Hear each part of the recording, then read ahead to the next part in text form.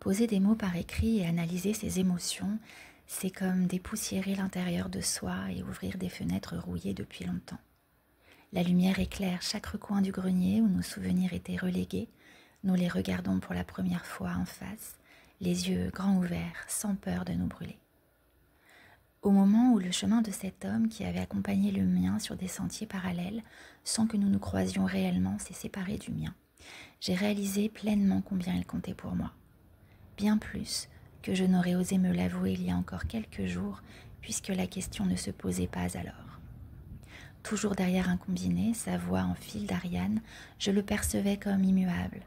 Pourtant, maintenant que j'apprenais son départ, l'idée de le perdre me paraissait incongrue et résonnait dans mon esprit en embuscade, aux moments les plus insensés.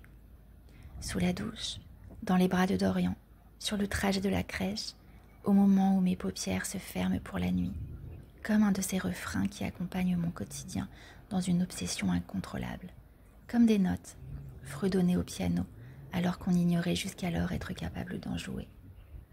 Je tourne en boucle, nage en rond au fond de mon bocal en tempête, ressasse les phrases que je n'ai pas su trouver ou pu poser, comme si une virgule, un silence ou un mot avait pu faire mouche et changer les choses.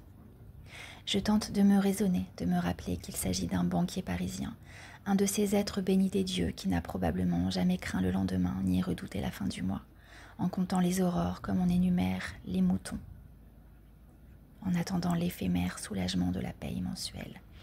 Il est l'antithèse exacte de la femme que je suis, un simple fantasme qui m'attire uniquement parce qu'il est mon yang, mon opposé parfait. Pourtant, rien ne semble apaiser la blessure causée par ce départ que je n'ai pas su anticiper. Elle devient le bruit de fond de mes heures de solitude et de mes moments de transit entre deux obligations de ma vie aux multiples facettes. Qu'aurais-je pu dire ou faire de plus? Probablement rien. J'avais franchi des frontières tacites, ouvert mon cœur sur un simple carton de Bristol, assurément plus que pour certaines personnes qui avaient pourtant partagé mes draps. Et c'était juste le silence, fracassant de violence, qui me revenait en boomerang. L'absence de réponse, le vide de tout, rythme douloureusement les jours qui s'étiolent dans une cinématographie bien huilée mais ridiculement dissonante. C'était juste un banquet après tout, non ?